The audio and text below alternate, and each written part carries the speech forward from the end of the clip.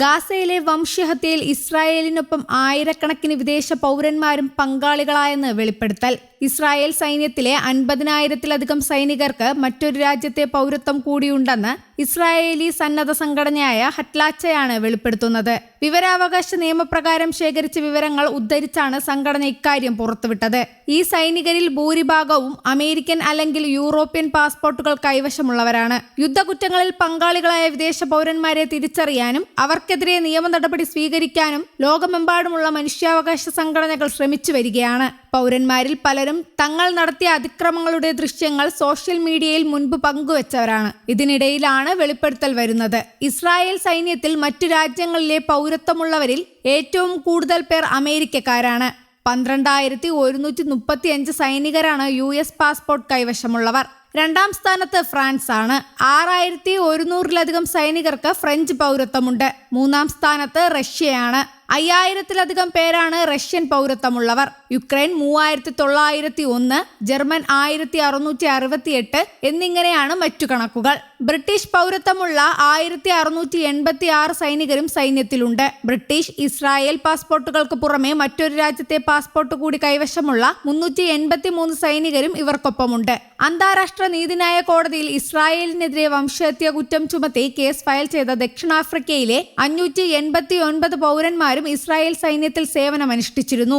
Israeli പൗരത്വത്തിനു പുറമെ 1,686 സൈനികർക്ക് Brazilian പൗരത്വവും 609 പേർക്ക് അർജന്റീനിയൻ, 505 പേർക്ക് കാനഡിയൻ, 112 പേർക്ക് കൊളംബിയൻ, 181 പേർക്ക് മെക്സിക്കൻ പൗരത്വവുമുണ്ട്. ഇസ്രായേൽ സൈന്യത്തിൽ ഏകദേശം 1,69,000 പേർ സജീവ സേവനത്തിലുള്ളവരും 4,65,000 പേർ റിസർവ് സൈനികരുമാണുള്ളത്. ഇവരിൽ ഏകദേശം 8% പേർ ഇരട്ട പൗരത്വമോ അതിലധികമോ ഉള്ളവരാണ്. 2023 ഒക്ടോബർ 7 ഗാസയിൽ ഇസ്രായേൽ വംശഹത്യ ആരംഭിച്ചതു മുതൽ സൈനിക നടപടികൾക്കായി ഇരട്ട പൗരത്വമുള്ളവരും വിവിധ രാജ്യങ്ങളിൽ നിന്നുള്ളവരുമായ സൈനികരെ ഇസ്രായേൽ സേന ഉപയോഗപ്പെടുത്തിയിരുന്നു. അതേസമയം വെള്ളിയാഴ്ച ലെബനനിലെ ബെക്ക താഴ്വരയിൽ ഇസ്രായേൽ നടത്തിയ ആക്രമണങ്ങളിൽ കുറഞ്ഞത് 10 പേർ കൊല്ലപ്പെടുകയും 50 പേർക്ക് പരിക്കേൽക്കുകയും ചെയ്തതായി 2 സുരക്ഷാ വൃത്തങ്ങൾ അറിയിച്ചു. കിഴക്കൻ ലെബനനിൽ സമീപ ആഴ്ചകളിൽ റിപ്പോർട്ട് ചെയ്യപ്പെട്ട ഏറ്റവും മാരകമായ ആക്രമണങ്ങളിൽ ഒന്നാണിത്.